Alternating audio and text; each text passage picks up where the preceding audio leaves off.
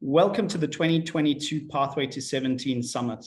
The summit is a global event focused on bringing together thought leaders, industry experts, and practitioners working to solve complex issues aligned with achieving the Sustainable Development Goals.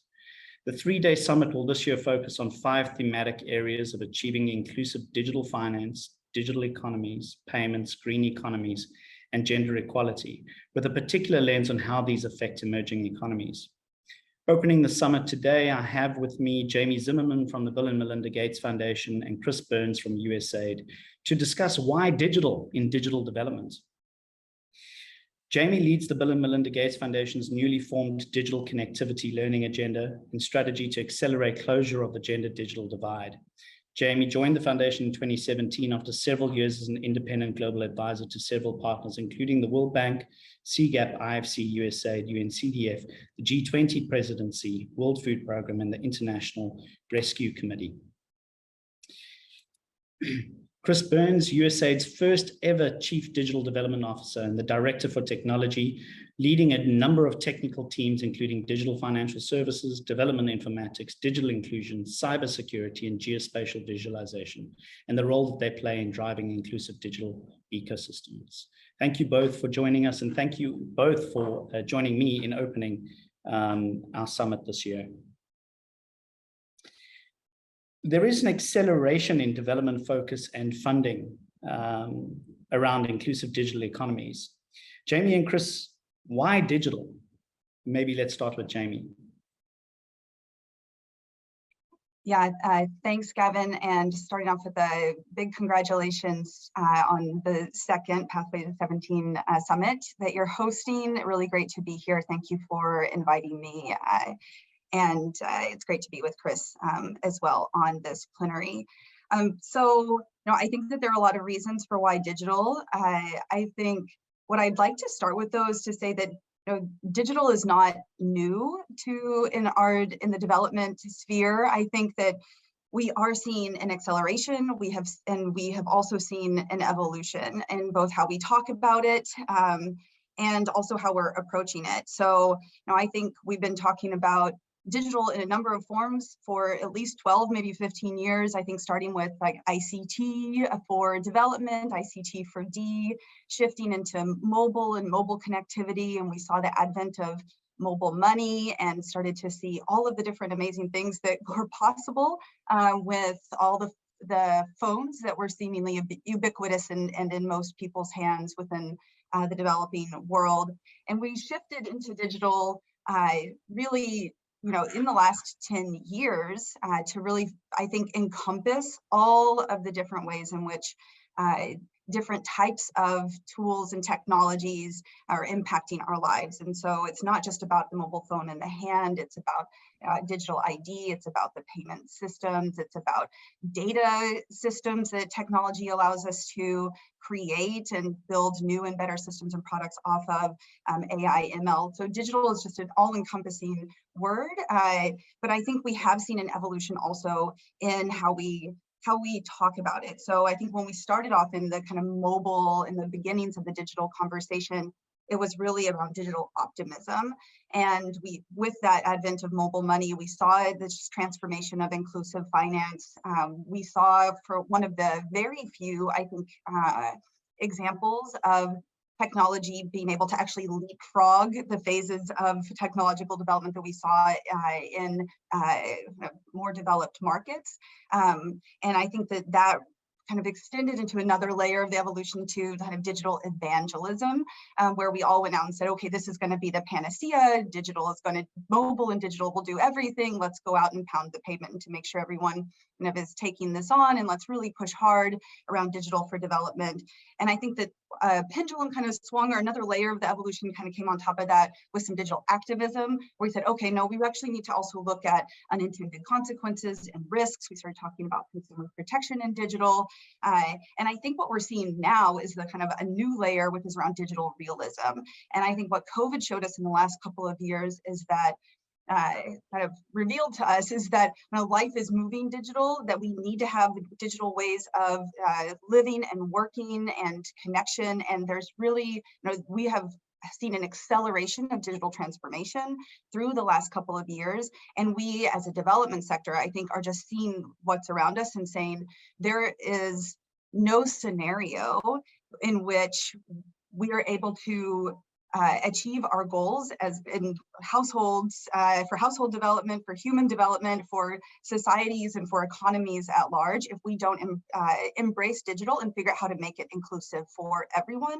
And I think what's really exciting and why I love the topic of inclusive digital economies is that it acknowledges the interconnection and integration and interdependence of the different technologies and systems across all different sectors and domains. And that, you know, inclusive finance and digital financial services will not succeed for all people independent of the use cases that will be relevant to them in the health sector, in the education sector, and other aspects of you know, growing and investing in their children's education or their families, etc. So you know, I think that we're in an era of increasing crises and resource constraints, and we have to be looking for kind of the solutions and the pathways forward that will be greater than the sum of the parts. And digital, I think, helps to build those connections and that and acknowledging that interdependence and looking at inclusive digital economies as an ecosystem. That approach, I think, is really exciting and really important. And I'm really glad that it's on the agenda for the Pathways to 17. I like that, Jamie. Realism, right? And more than mobile, right? So for too long, we've spoken specifically about mobile, and it has been transformational. But really what we're seeing is that in order for digital, well, the realism that digital can actually improve everyone's lives through somehow, right? Some mechanism, digital technology or the evolution of digital and access to a broad range of digital services can really improve lives. So that realism, that acceptance, and that comprehensiveness about what digital, what's all involved in digital, way beyond the transformative effect that mobile had. Chris, what about USAID? Why digital? Thanks for having us, Gavin, first of all, and I want to echo Jamie's congratulations on second year of the summit. And I also just want to say, like, +1 to everything Jamie said. We're incredibly well aligned there. I do love the question, why digital? I'm trying to think if anyone's ever asked me that before, but certainly when I think about, you know, pieces that are overarching, that is a great place to start. And for us, and why we've seen such an uptick in this focus and really an uptick in demand for our services, I boil down to 4 main reasons. And I do think that Jamie touched upon most of these. One is just in today's digital age, we're much more attuned to what's happening around us with respect to digital technology. I think that's true for our professional lives. I think it's perhaps more true for our personal lives. And we have this fusion of online, offline worlds that it's really hard to ignore what is happening in digital technology. And I think that's incredibly true for emerging markets and developing countries and parts of the world where USAID traditionally operates. The second is that we're also much more tuned to the various and real risks and threats in operating in today's digital age. Certainly, we are not immune to the rise of misinformation and disinformation. In a lot of our partner countries, we know that there's a rise of digital repression and digital authoritarianism. And those weren't, I think, really on our collective radars even 5 years ago. And so as we try to figure out what it means to embrace the opportunities in today's digital age, I think we also have to be very mindful of recognizing and helping to proactively mitigate the very real risks. The third is, of course, the COVID-19 pandemic itself, where we saw a very rapid rate to digitize services, particularly on the part of public sectors, but also on the part of private sectors as well, as everyone retreated to whatever homes they had. We're trying to figure out how to access services digitally. And we saw that, you know, in some countries, those rates of digitization increased threefold. But we also saw that it in a way, it depended on your level of digital transformation pre-pandemic. Countries that were able to do it well were in a good position to do so beforehand. Countries that weren't and communities that weren't, I think we are discovering are really suffering, and we actually have seen an exacerbation of digital divides in those cases around the world. And by the way, that's also true in the U.S. as well. There are certainly a number of remote, more rural areas of the U.S. that don't have sufficient access to broadband. And as classes in particular shift online during COVID, there were folks who had to go to a university parking lot and sit in their car all day in order to take advantage of Wi-Fi in order to do their work because they didn't have that capacity at home. So it really is a global phenomenon. And the fourth, and this is probably more unique to USAID's world, is we're just seeing an uptick of response with respect to our first ever digital strategy that was released in April 2020, in the middle of a pandemic or early on it. And I can certainly talk about that strategy in greater detail later, but we do think that is reflective of, at least within the development community, this greater focus on digital. And of course, there are a number of other donors who've been releasing digital strategies as well. But beyond why digital, this piece about inclusivity, I think, is really critical. And USAID subscribes by something that we call our digital ecosystem framework, in which we are out there fostering open, inclusive, and secure digital ecosystems in partner countries. And those adjectives are very important to us, and we use them very deliberately, because of course the opposite being open, exclusive, and insecure. And if we want to make sure that we are responsibly and ethically bringing digital technologies to bear across our work, across our development and humanitarian assistance around the world, we do know that openness, security, and that inclusivity piece is absolutely critical. And I would encourage participants to go ahead and Google USAID Digital Ecosystem Framework, because I think it's a great way to encapsulate what Jamie was discussing and what you mentioned, Gavin, around the holistic totality of today's digital age, where we have three overarching pillars that build off of each other. One is digital infrastructure and adoption. The second is digital society, rights, and governance. And the third is the digital economy. And within our visual that you can see on there, there's actually 5 subcomponents in each of those. And within each of those, as we look to figuring out how we connect all the dots, we know that inclusivity piece is really the most critical, because we are in the business of ensuring that communities, particularly underserved communities, particularly marginalized communities, can fully embrace today's digital age and do so in a way that advances their socioeconomic livelihoods and their needs. So if we are not deliberately thinking about that inclusion piece across all of that program, we actually run a greater risk of undermining the capacity for those who are underserved to really embrace today's digital age. Chris, thanks. And I like both the digital ecosystem framework, and by the way, we are sharing it on the forums, so participants can just click to find it. What I like about it is those principles are there: inclusivity, openness, security built in. Looking at the framework, I also am a fan of frameworks. So it's something that I think that we can quickly start adopting and start applying programming against in support of not only USAID, but everyone's mission. Chris, USAID are clearly taking digital seriously, right? Demonstrated through having its first ever Chief Digital Development Officer. The USAID digital strategy, now in its 3rd year of implementation, and the continued growth of the technology division at USAID, previously known as the Center for Digital Development. Could you tell us a little bit about the division's plans and specifically the purpose that's driving it? How much scope does digital development actually cover for USAID? Sure. Well, I think we're actually in a position where that scope is growing by the day. But I think first and foremost, and Jamie touched upon it in her opening remarks, is that quite simply, in today's digital age, we cannot be successful in meeting our development and humanitarian assistance objectives if we aren't fully recognizing the role that digital technologies play. And as I stated earlier, if we are not actively ensuring that they are forged in a way that is responsible and ethical and in line with our shared values.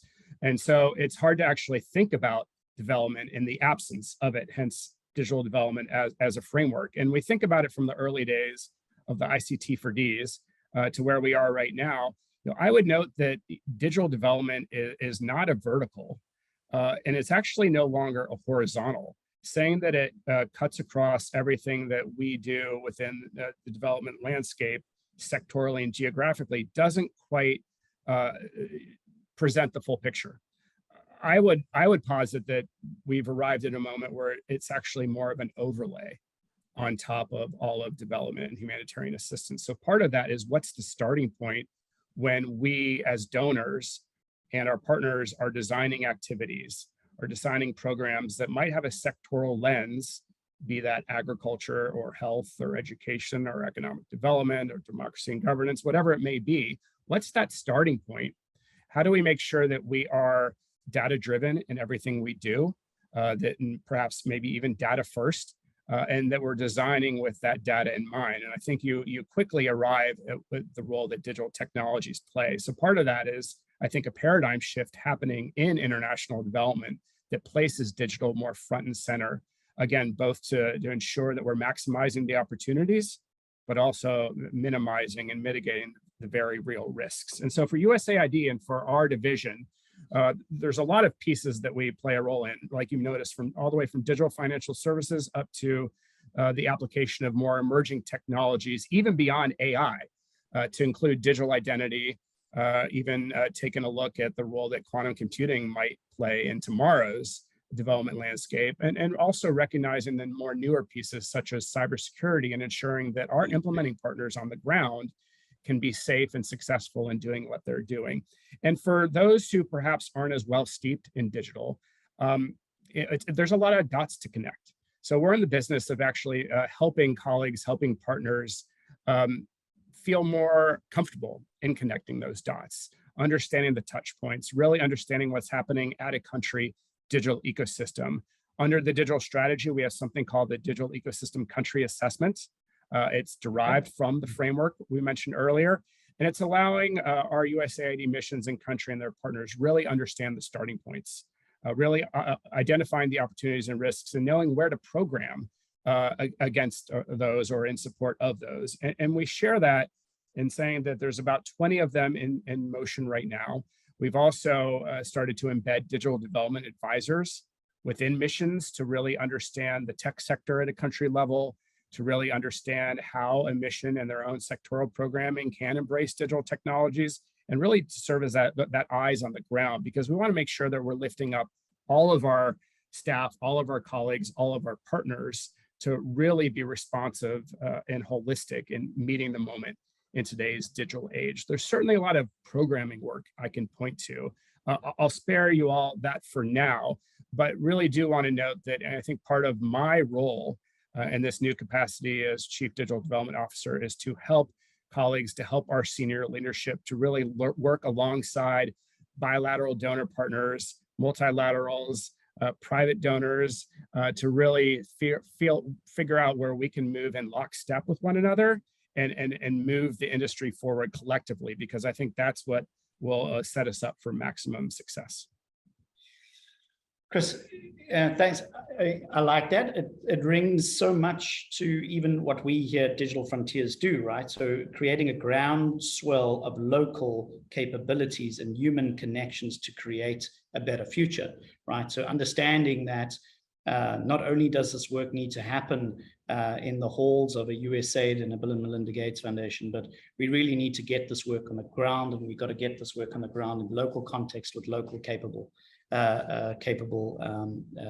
human capital, really. That's in a discussion recently with our PR agency, Razor, trying to really articulate what we're trying to achieve. One of the ideas that came out linked was, can you imagine if we as an industry, a development industry, push the world to set a target that 20% of the world's new jobs are solving the world's biggest problems, rather than 100 or 99% of the world's jobs are in capitalism, right? Let's create that groundswell that you're talking about, that localization, those capabilities and skills in local markets.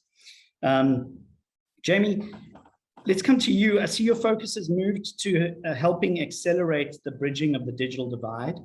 Could you help us understand how big a gap are we solving for and why it matters? Can digital inclusion really move the needle on equity, specifically women's economic empowerment? Yeah, thanks. And you're right. In the last couple of months, the foundation has launched a brand new area to us. I would say that in the gender digital divide space, we are a little bit late to the game. USAID has done a lot, and we've found a lot of inspiration and insight and instruction from the digital strategy that Chris just shared, and their deep work also on gender equality issues in digital development. So I hope there's plenty of time for him to share on this as well. But yes, at the foundation here, the gender equality division has made a decision to embark on a new learning agenda to explore ways for us to accelerate closure of the gender digital divide. And when we talk about that gender digital divide, we're not just talking about the access to mobile internet and data and the phone in the hand. We're talking about meaningful connectivity across the affordability and accessibility side of that equation, but also literacy and skills and utility, relevance and content, safety, security, privacy, and then a layer over all top of that around norms and kind of social norms that might prevent women and girls from being able to both access and use ubiquitously and equally and benefit from equally the different types of digital tools, spaces, and all of those different components of the digital economy that we've been talking about up till now. And the reason why we have decided to embark on this is that we don't have necessarily a digital strategy here at the foundation, but we most definitely across, I can't think of a single program strategy team that we have here, I think around 35 different teams, that isn't trying to look for how to leverage digital tools and to innovate to achieve our different goals. And similarly, with gender equality, I can't think of a single team here also that is not trying to think about how to ensure equal access to and benefit of whatever we're working on towards women. It's a nexus that we just can't ignore, and they really are mutually reinforcing in so many ways. But just like Chris was saying around, countries that were already digitally transformed or already on that pathway to digital transformation were able to be more resilient, weather the storm, become even more digitally embedded and prepared, and come out of COVID more successfully than countries that were not. The same is true for gender, and at that micro level, not just at the macro, but the micro.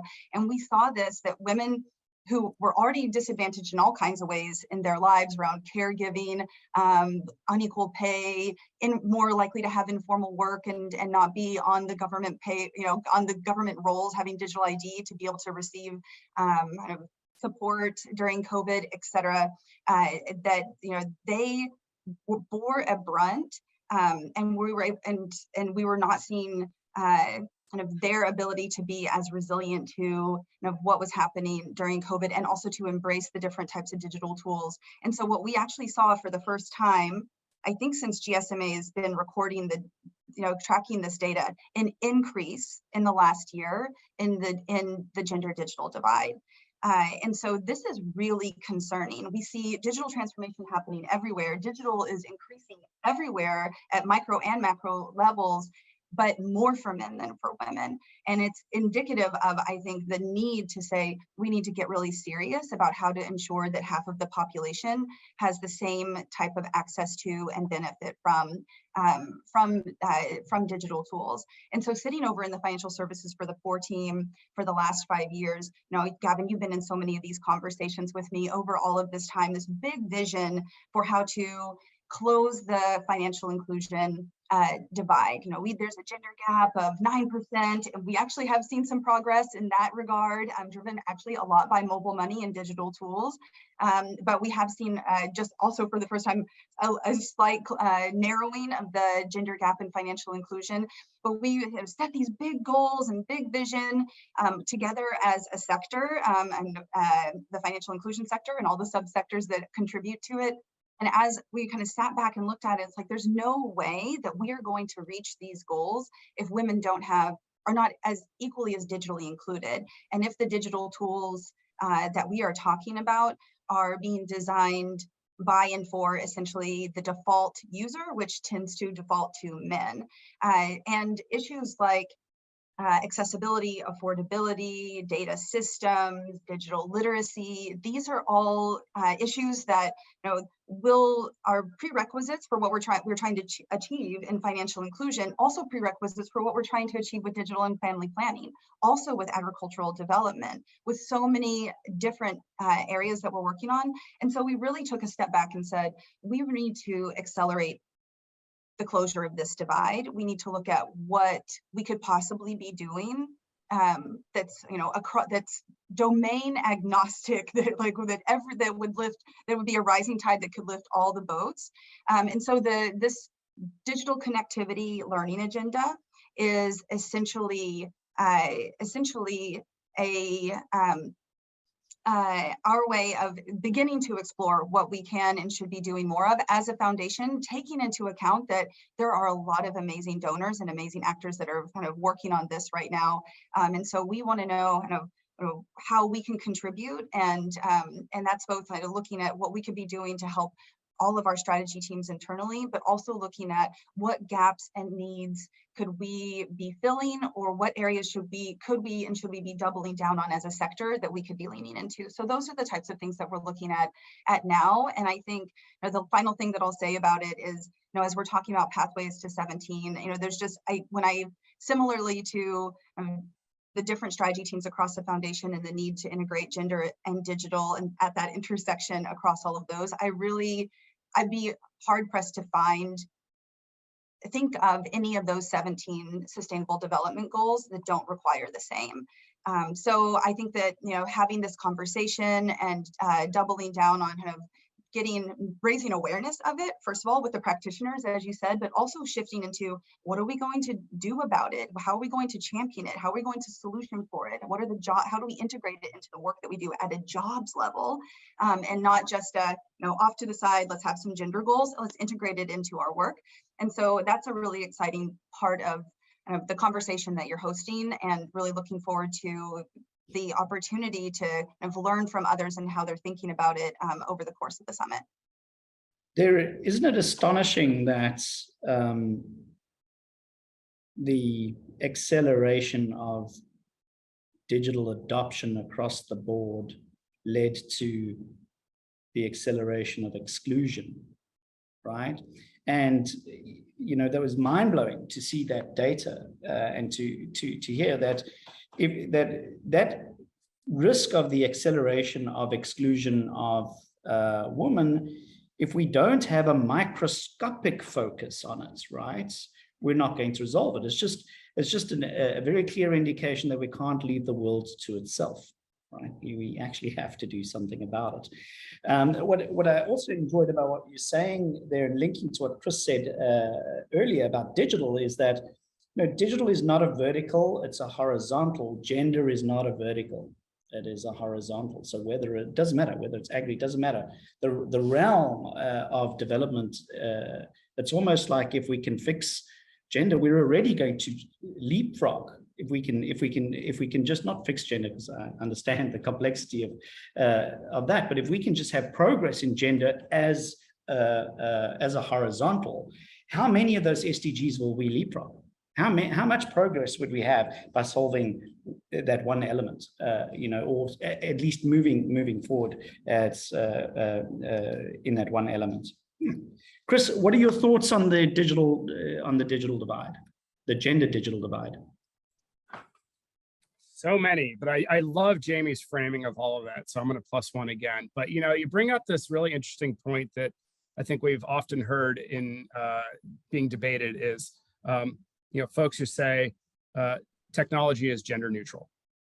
And we know that because of the point you just made, Gavin, that that is simply not the case, because it depends in part on who is developing it, what biases they bring, and how it is being deployed. There are actually an incredible number of gender components in this discussion. I think about the work that USAID has done over the years, including when GSMA first put out their mobile phone gender gap report in 2010, to more recently the Women Connect Challenge, and even more recently than that, the work that we've been doing in partnership with Microsoft's Airband initiative, for example, to bring more women online,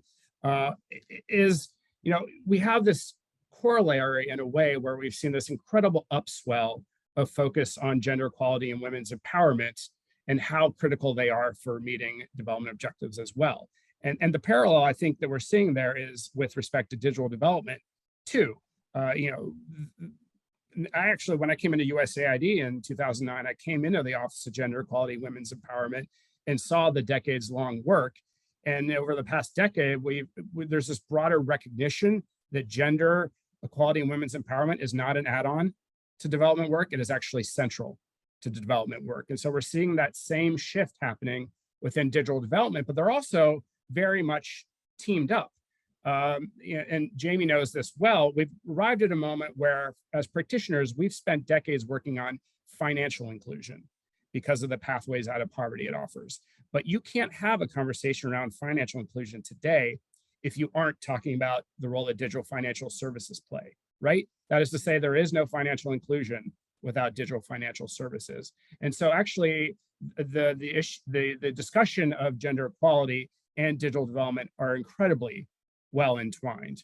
And so I think that's just really a powerful moment that we've arrived at. The other thing I'll touch upon is, Gavin, something you said about how we're focused more on being human-centered and bringing individuals and communities into this conversation. And of course, USAID is ultimately in service of communities for whom we work around the world. They might be individuals, they might be entire geographic areas. We might call them end users if we're talking about the role that digital technologies play. Whatever it is, we know that there's an opportunity to build up local innovation, local entrepreneurship, including from among very creative women who are solving local challenges using digital technologies. Those digital technologies might be global in nature, or they might be actually derived from that community itself. So why not make sure that we are focused exclusively on building up their capacity to solve local challenges? And I think that we've really arrived at this moment in today's digital age where there's two models of digital governance. There's surveillance capitalism and there's digital authoritarianism. And surveillance capitalism and digital authoritarianism, they might be ideologically competing, but they have the same exploitative effect on end users. The former might encourage the monetization of data for economic gain without perhaps the transparency of how data is used, whereas the latter is often promoting large-scale data gathering and surveillance of citizens, often without their consent. And for me, I think we've arrived at a moment where there's room for a third model, and that is really focused on the human-centered approach to this and making sure that individuals, communities, other actors at that level really have more ownership and control over their data and how it's used. And if we're talking about meeting people where they are, if we're talking about actually truly enabling development and economic growth and socioeconomic livelihood opportunity, then I really love the idea of this more human-centered approach that puts the individual in greater control, and would love to see more conversations around that topic. Thank you both. Chris, there is a lot of talk about individual sovereignty over data. So rather than country sovereignty, is individual sovereignty, right? Who owns my data? I do. How do we implement systems in a way that puts any consumer, even the poorest consumer, in absolute control over the data that they own? So data sovereignty for me is also something to watch in terms of, we might not think it's possible, but we also didn't think that at some stage that financial inclusion was possible, and look at where we are. look at where we are today. I want to thank you both for joining us. I mean, what a thrilling conversation.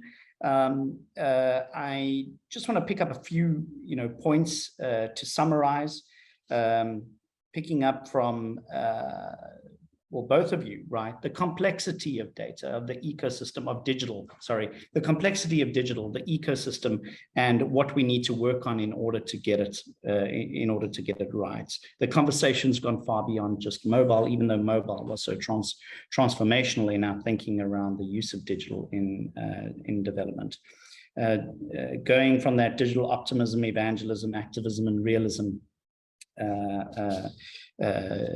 Jamie, the realism that this is here to stay. This is actually a tool that can advance development, a broad industry approach at local levels, at grand global levels. This is a tool that that can nudge development, but with that realism comes some real risks and some real threats, including expanding the digital divide for the poor, the gender digital divides, and including things like the rising cybersecurity threats. So a lot of work to do on all fronts, and wonderful just to see these two powerful development organizations so focused on how we can really work together as a global development body to get this stuff right. So thank you both very much. And with that, I'd like to welcome again to everyone joining us at this year's Pathway to 17 Summit, and a reminder that there are 5 streams over 3 days and that you can use the conference platform to create your own agenda for the variety of sessions. I hope you all have a wonderful summit, and I'll see you in the virtual halls. Thank you, Jamie and Chris, for joining us. Bye-bye.